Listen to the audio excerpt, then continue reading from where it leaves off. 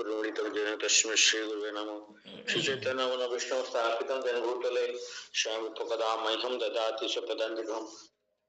वन्देऽहं श्रीगुरुश्रीपदकमलं श्रीगुरुं वैष्णवांश्च श्रीरूपं सायुक्तं च गणरघुनाथं सादितं सावधपरिजन सहितं कृष्ण चैतन्य देवं श्री राधा कृष्ण पादं सवर्णिताश विशाखानितं हे कृष्ण करुणा सिंधु दीनबंधु जगत्पते गोपेश गोप्यकांत राधा कांत नमस्ते तप्त कांचन गौरांगी राधे वृंदावनेश्वरी विश्वभानुसुतदेवी प्रणमामि हरिप्रिये वाञ्छा कल्पतरुभ्यश्च कृपा सिन्धुभ्यो च पतितानां पावनेभ्यो वैष्णवेभ्यो नमो नमः।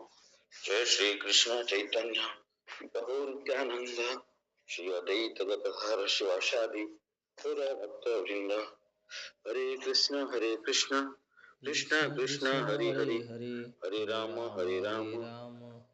राम राम हरे हरे हरे कृष्ण कृष्ण हरे हरे हरे राम राम राम हरे हरे हरे कृष्ण कृष्ण कृष्ण हरे हरे हरे राम राम राम हरे हरे। ओम नमो भगवते वासुदेवाय। ओम नमो भगवते वासुदेवाय। ओम नमो भगवते वासुदेवाय। योग्यता विचारे तो किसी नहीं पाए तो हमारा पूर्ण सा गुरुदेव। My dear Shri Dr. humble essence to all the devotees seeking the mercy of Sri Prabhupada, Guru Maharaj and all Vaishnavas.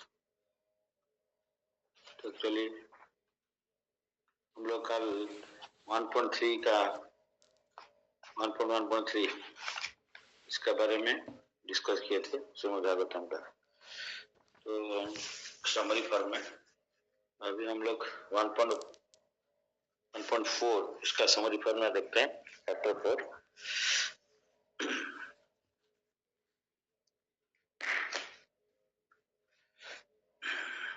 Appearance of Shri नारदेव का जो है अपीयरेंस है। तो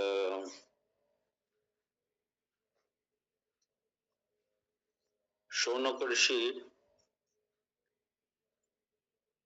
का 4 क्वेश्चन आया। फिर शौनक ऋषि अभी सूत गोस्वामी को पूछे हैं, 4 क्वेश्चन पूछे हैं इसमें। Why, when, where and what about comparison Srimad Bhagavatam. Srimad Bhagavatam क्यों कंपेयर किया गया, कब किया गया, कहाँ किया गया, and what about, when, where, about, what, why, ये 4 क्वेश्चन पूछे। ये पहले गया। सेकंड क्वेश्चन में how was Shukdev Goswami perceived in Hastinapur and how did he meet Parikshit. Third में birth and activities of Parikshit. 4 में why did Parikshit give up everything. 4 question इसमें। Question इसमें 1 से 13 क्वेश्चन श्लोक में 4 क्वेश्चन है। क्यों, why, where, when and what compilation of Srimad Bhagavatam. What about compilation of Srimad Bhagavatam? How was Shukadeva Goswami perceived in Hastinapur and how did he meet Parikshit? उनका बात, उनका जन्म और कर्म कैसे, परीक्षित महाराज का क्या क्या था, और परीक्षित महाराज क्यों सब कुछ छोड़ के गंगा नदी किनारे में सुखताल में आ गए। तो फिर नेक्स्ट 14 से 19 श्लोक 25 में टोटल 33 श्लोक है। 1 से 13 में ये हो गया। 14 से 25 श्लोक में व्यासदेव डिवाइड्स वेद। व्यासदेव वेद को डिवाइड किए 4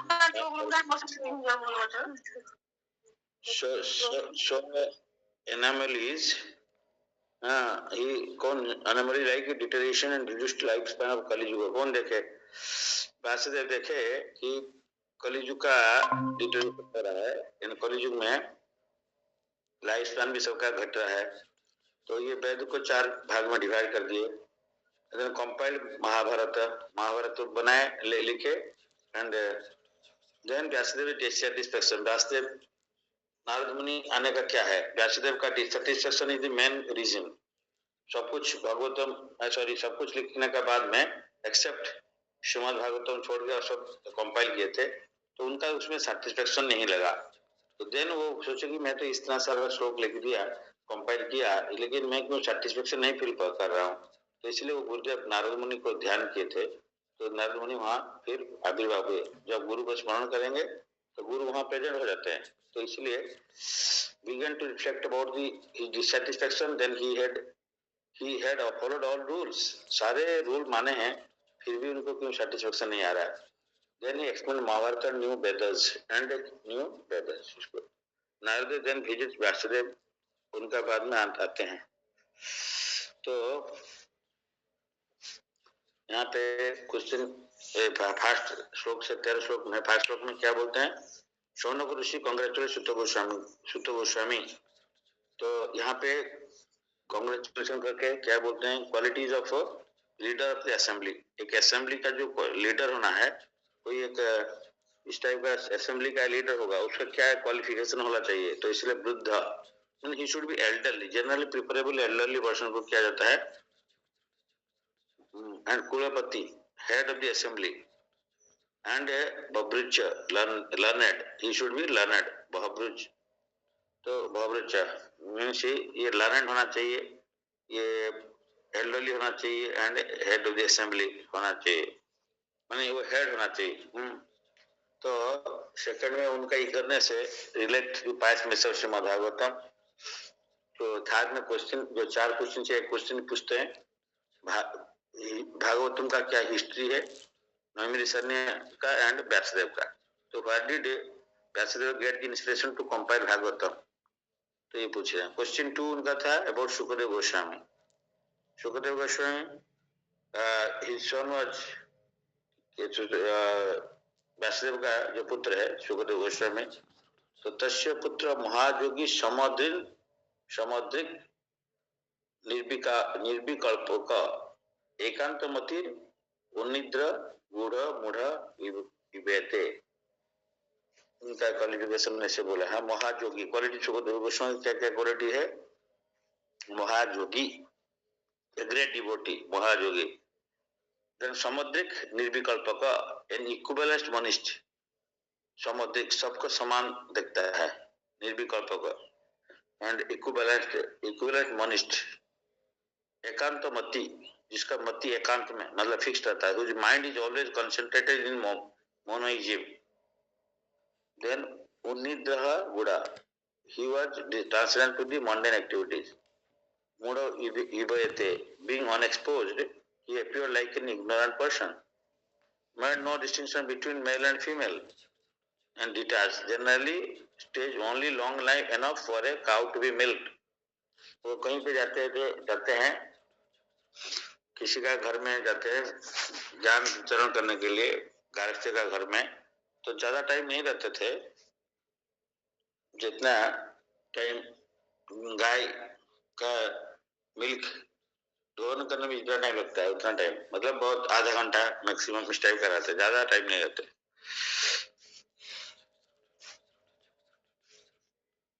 तो जो जा रहे थे वो उस टाइम में bathing naked damsel did not cover their body। जब शुकदेव गोस्वामी चले गए तो उस टाइम में कौन है? शुकदेव गोस्वामी गए, पीछे पीछे पैसे भी जा रहे हैं, लेकिन शुकदेव गोस्वामी जब गए थे तो वो जो वहां पे नर्तक की डैमसेल सब नहा रहे थे, लेकिन they didn't cover their body, but then 6 श्लोक में how did citizens of Hastinapur recognize Shukdev Goswami who were like a madman, dumb and retarded। वो पूछ रहे हैं ये तो ऐसे डॉम्ब जैसे दिख रहे हैं, रिटायर्ड टाइप का है, मतलब मैड टाइप का दिखते हैं, तो इनको कैसे पहचानते पाते हैं कि ये बहुत ज्ञानी व्यक्ति है? 7 श्लोक में पूछते हैं why did महाराज परीक्षित में Shukdev and made it possible to hear Srimad Bhagavatam, why did that detached Shukadev spend 7 days with a king and spoke Srimad Bhagavatam? इसका कारण क्या है पूछ रहे। श्लोक में बोल रहे हैं कि Shukdev Goswami would stay at the door of a householder long enough for a cow to be milked। गोदहन मात्रम ही, गाय को दोहन करने में जितना टाइम लगता है उतना ही गृहेषु गृहमेधिनाम अवेक्षते महाभागस तीर्थी कुर्वन् आश्रमम। तो ये जाते हैं तो वो जिसका घर में जाते हैं उसको उस जगह को तीर्थ बना देते हैं सुखदेव गोस्वामी, और बहुत कम टाइम भी रहते हैं। और गृहमेधि को गृहेशु गृहमेधि नाम स्वगोधानम, अब उनको भगवत लाइन में लाने के लिए। क्वेश्चन 3 और 4 अबाउट महाराज परीक्षित क्या था? क्वेश्चन 3 था बार्थ एंड एक्टिविटीज। महाराज परीक्षित का जन्म क्या था, उनका एक्टिविटीज क्या था, कैसे वंडरफुल है, वंडरफुल, प्लीज एक्सप्लेन देम। ये सोनो का दृश्य पूछ रहे हैं। क्वेश्चन 4 में why did Maharaj Parikshit give up everything so to sit on the bank of Ganges and fast until death? तो इसका क्या कारण था ये पूछ रहे हैं। Then 11th श्लोक में why would a powerful and young devotee king renounce his kingdom and life? ये तो बहुत यंग थे परीक्षित महाराज, एंड पावरफुल भी थे, उनका कोई कमियां नहीं था, शत्रु नहीं था, इतना पावरफुल थे, सब कुछ प्लस में था, सब कुछ अच्छा था, तो फिर उस टाइम में क्यों छोड़ के चले गए बोल के पूछ रहे हैं। यहाँ पे एक पॉइंट हमारे टीचर बोलते हैं कि कौन डिटैच्ड कब होना चाहिए, जब आपका करियर में जैसे टॉप सिचुएशन में वो छोड़ना चाहिए। जैसे कोई बैट्समैन खेला क्रिकेट जो खेलते क्रिकेटर, वो कब रिटायर होना चाहिए? जब उसका ऐसा नहीं कि उसका परफॉर्मेंस बहुत खराब चल रहा है, उसी टाइम में वो रिटायरमेंट ले ले, तो लोग बोलेंगे कि इसको कोई निकाल दिया गया है। तो जब उसको कोई नहीं छोड़ रहा होगा, जब उसका परफॉर्मेंस टॉप में होगा, उस टाइम में वो रिटायरमेंट लेना चाहिए, ऐसे हमारे टीचर बोलते हैं।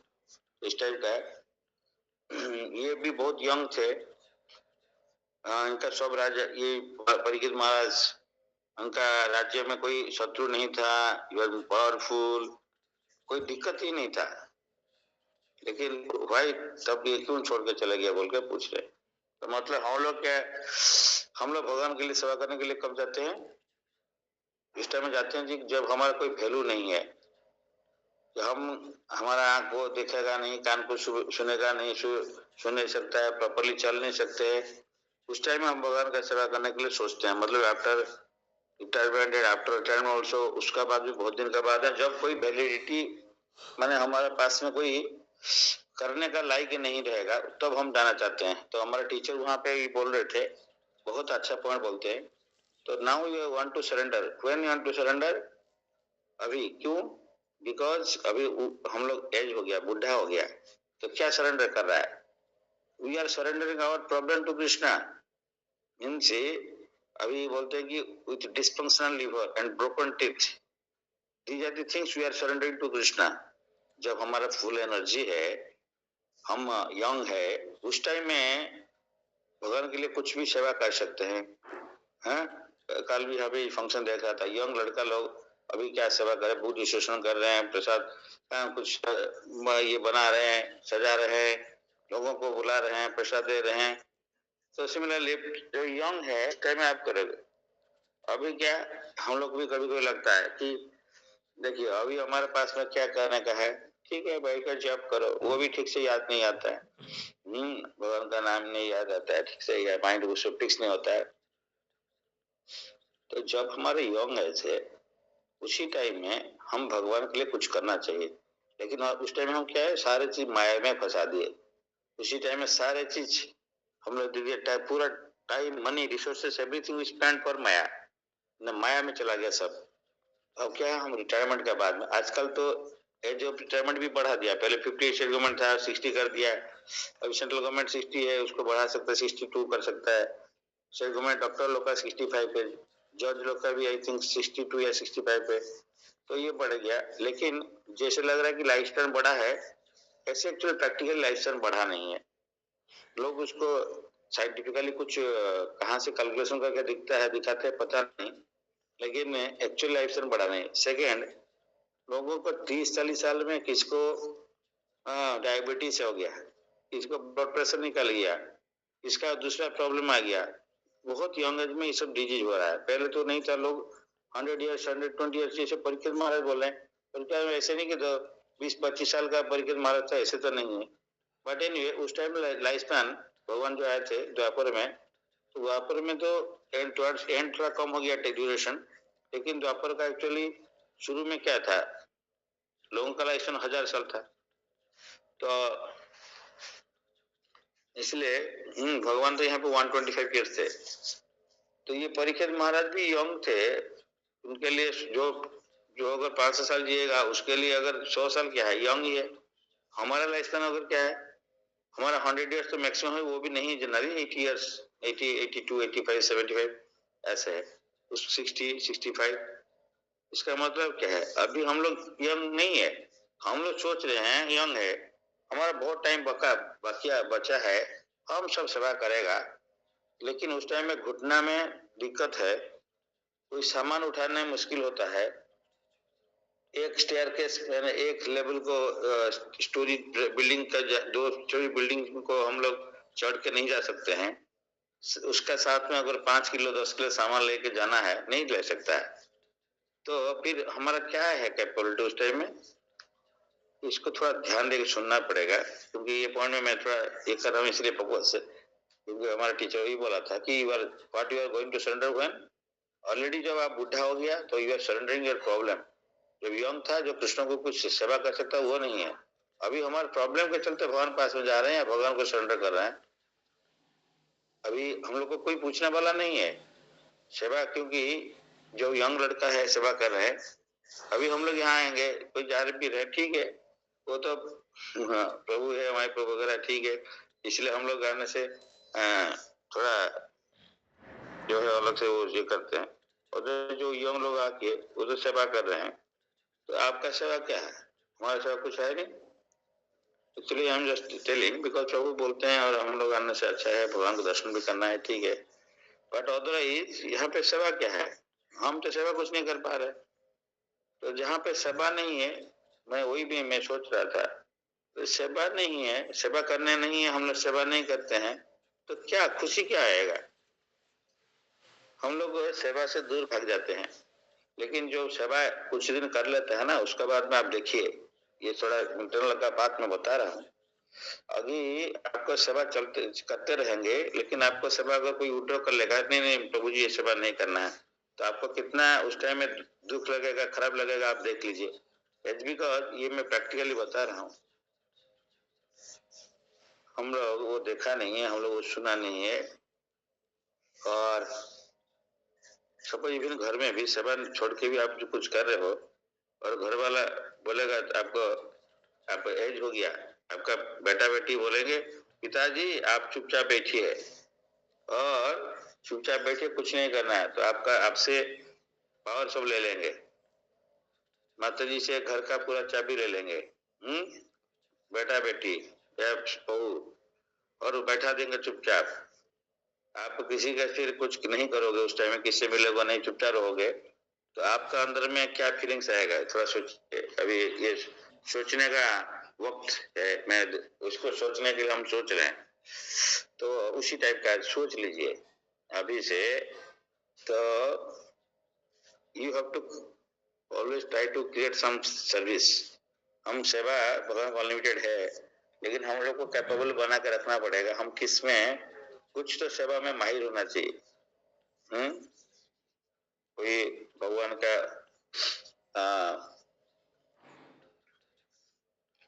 ड्यूटी वर्शिप है, कोई कुकिंग है, कोई बुक डिस्कशन है, कोई प्रोसेस डिस्कशन है।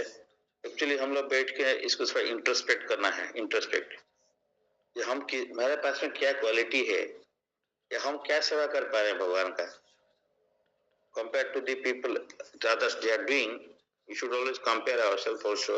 अच्छा है, of course it's not, हम लोग कंपटीशन, हेल्दी कंपटीशन होने से अच्छा है, कोई प्रॉब्लम नहीं है, ये वो सेवा कर रहे हम भी सेवा अच्छा करेंगे विदाउट बीइंग एनवियस, तो वो होना चाहिए। तो लेकिन इस पॉइंट में आप बताइए, ये जो पॉइंट में बताया इसके ऊपर में कैसे लिखिए, या चिंतन करना है हमको, क्योंकि ये पॉइंट आया इसलिए मैं बोल रहा हूँ। हमें सर बोले थे कि एट व्हाट टाइम, इसी पॉइंट में बोले थे जहाँ पे ये चल रहा है ना, कि परीक्षित महाराज क्यों renounce his kingdom and life when he would be a powerful, 11 श्लोक पढ़ेंगे तो बताएंगे, why a powerful and young devotee king renounce his kingdom and life, ये पॉइंट में चल रहा है, 1.4 का 11 श्लोक में चल रहा है, इसका पॉइंट में हमारे टीचर उस टाइम बोले थे। तो इनका प्रॉब्लम कुछ नहीं था, तो ये चाहते थे, ये शुद्ध भक्त है जिसको उनका जन्म कर्म भगवान का दिव्य होता है, शुद्ध भक्त का भी दिव्य होता है, और इनका जन्म का दिव्य कैसे हुआ?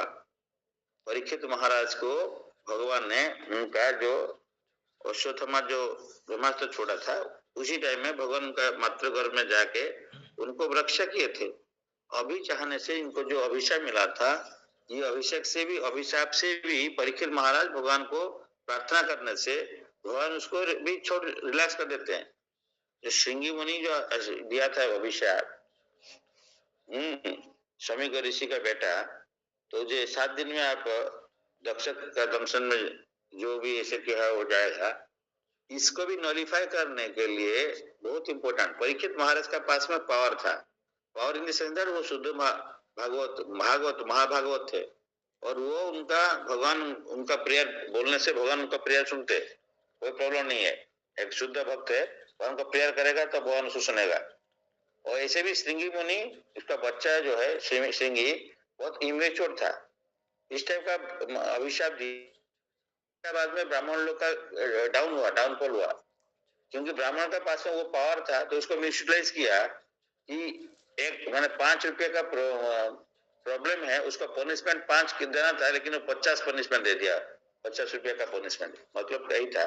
शमीक ऋषि ऑल्सो उसका जो जानने का बहुत दुख प्रकाश किए, अरे श्रृंगी मैंने ये करना ठीक नहीं था, जो है ठीक है, राजा गलती या जो भी एक छोटा सा गलती किया, सबको डाल दिया मेरा सर इसमें गला में, लेकिन उनका बेटा जो जिस टाइप का बोला कि 7 दिन में मर जाना है सांप से, तो ये तो एक वो उस टाइप का एक भक्त राजा है, जो उस दिन के चलते ये शौचागर पृथ्वी में अच्छा हो रहा था, सब कुछ हो रहा है, तो उस टाइम में इनको ये इस टाइप का अभिशाप बहुत बड़ा अभिशाप दे दिया, जिसका बाद में कि this is also misutilisation of power, Brahmanical power, इसके चलते उसका बाद में ब्राह्मण लोग का भी ये सब घटा, जो है ये सब घटना शुरू हुआ। तो लेकिन फिर भी परीक्षित महाराज को पता था, वो चाहने से रिक्वेस्ट करने से भगवान उनको छोड़ देते या उनका अभिशाप से भी माफ कर सकते थे, क्योंकि भगवान उनको बचपन से भी, बच्चे जब थे मातृगर्भ में उस टाइम में भी प्रोटेक्शन दिए थे ब्रह्मास्त्र से, अभी भी प्रोटेक्शन दे सकते थे, लेकिन परीक्षित महाराज जानबूझ के उनको कुछ रिक्वेस्ट नहीं किया, ऐसा नहीं किया, तो बोला नहीं मेरे को तो आज नहीं तो कल जाना था, हमको शरीर त्याग करना पड़ेगा, तो आज अपॉर्चुनिटी मिला तो अभी आज चला जाए, क्योंकि आज मेरे को पता है, वो बोल रहे हैं, उनका सोचने का तरीका देखिए, वो सोच रहे हैं मेरे को 7 डेज का टाइम मिला, I know that by the end of the 7 days I will leave my body, तो मैं 7 डेज प्रिपेयर करूंगा क्या करने के लिए, कैसे शरीर ठीक से त्याग करूंगा भगवान को ध्यान करते हुए। हम लोग का अगर 7 डेज टाइम मिलता है, आप लोग तो पता नहीं कब है, 7 minute, 7 hours, 7 days, 7 month, 7 year या 70 year, we don't know, but इनको पता था कि 7 डेज, तो ये पूरा प्रिपेयर किए 7 डेज भागवतम सुनने, तो लास्ट को शरीर त्याग किए। तो हम लोग 7 डेज मिलने से क्या होता है, हमको अगर कोई किसी को ना हो, ऑफकोर्स बट भगवान ऐसे ना करे, लेकिन एक सीरियस चीज हो जाता है, उसको बोला जाता है कि उसका 7 दिन में शरीर त्याग करेगा, इसका इवन 7 मंथ भी टाइम दे देगा, तब क्या करेगा, 7 डॉक्टर बोलेगा तो 7 महीना में जाएगा, तो इससे कोई डिजीज हुआ कि वो कोई नहीं बचा सकता है, तो उस टाइम हम क्या करता है, फिर भी हम सोचते हैं कि दिए नहीं है, दूसरा डॉक्टर को दिखाते हैं, ये छोटा हॉस्पिटल है, मैं एम्स में दिखाऊंगा, एम्स दिल्ली में दिखाऊंगा, उसके बाद में पैसा हमारा है तो एम्स दिल्ली से हम अमेरिका जाएगा, वहां पे बड़ा डॉक्टर को दिखाएगा, जैसे है कि हम नहीं जैसे मानना चाहेंगे, हम पूरा टाइम लगा देगा, जैसे मैं मृत्यु 7 महीना में मेरा जैसे ना आए, लेकिन मृत्यु के लिए प्रिपेयर नहीं करेंगे, हम मृत्यु का अगेंस्ट फाइट करते रहते हैं, लेकिन उसमें क्या ही कुछ नहीं होगा, वो 7 दिन का एंड वैसे हुआ, इसीलिए 7 महीने काउंट में आ जाएगा मृत्यु, लेकिन वो 7 महीना टाइम तो बर्बाद हो गया, लेकिन प्रिपेयर नहीं किया। अभी परीक्षित महाराज क्या प्रिपेयर किया, 7 दिन भागवत श्रवण करके भगवान को ध्यान करेगा तो ऑटोमेटिकली भगवत धाम चला गया, और इनका जो जड़ शरीर था उसको तक्षु से आके टच किया, और उसमें टच करके आग लगा दिया, आग हो गया, बॉडी फायर हो गया, बॉडी जल गया, शरीर, तो ये बहुत इंपॉर्टेंट होता है। तो इसलिए उसी के लिए वो क्यों छोड़ के चला गया बोल के बोला कि इसीलिए चले गया। तो हम लोग अभी क्या करना चाहिए, एक हमने बहुत कम भक्त जैन किए, 2-3 हैं, हम लोग अभी रिनाउंस जब जब जाना तब रिनाउंस होना चाहिए, लेकिन हम लोग रिनाउंस अभी नहीं है। हम लोग अभी कोई प्रिपरेशन कर रहा है और भी मेटेरियलिस्टिक चीज को हम कैसे एंजॉय करेगा, मोर पावर मिलेगा मेटेरियलिस्टिकली में, मोर घर का साथ में अटैच हम रहते हैं, family, friends, relatives, and more हम लोग उसी में फंस जाते हैं, लेकिन हम डिटैच नहीं होते। संसार से डिटैच होना सीखना पड़ेगा। अभी सोचना चाहिए हम लोग, सपोज कल हमारा शरीर त्याग होगा, 7 दिन के बाद में अगर शरीर त्याग करेंगे भी, अगर टाइम दिया तो हम क्या करना चाहिए, उसी टाइप का हमको सोचना है। वहाँ टीचर बोलते उनके लिए, परीक्षित महाराज के लिए 7 डेज था, पता था 7 उनके पास में है, लेकिन हमारे पास में पता नहीं हमारे 7 डेज है, 7 मिनट है या 7 सेकंड है। तो इसीलिए हर वक्त के लिए प्रिपेयर करके रखना चाहिए। हम घर से जब निकल रहे हैं तो we should be ready that I am going to face death today. तो उसका पहले सारे भक्ति में जो जो अंग है उसको करके निकलना चाहिए, ऐसे बोलते हैं। तो अभी बताइए, हम लोग इस पॉइंट में थोड़ा सा डिस्कस कर लेते हैं कि हम लोग लाइफ को कैसे सोच रहे हैं। हम कभी सोचे हैं कि अभी हमारा लाइफ खत्म होने वाला है, ऐसे कभी सोच रहे हैं? किसी के मन में आ रहा है?